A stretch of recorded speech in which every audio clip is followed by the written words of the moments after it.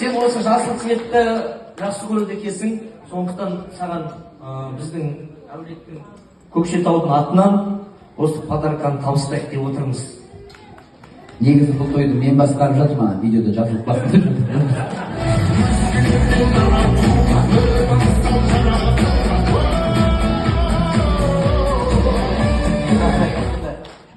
қолына салмай ақ қойшы, сыймай қалса ұят болады ғой. Кішкене образыңа кесіндеп әдейі осыны таңдадық. Енді шалбарыңның алған жоқпын, честін айтайын. Біріншіден жараспайды, екіншіден қымбат екен сондықтан.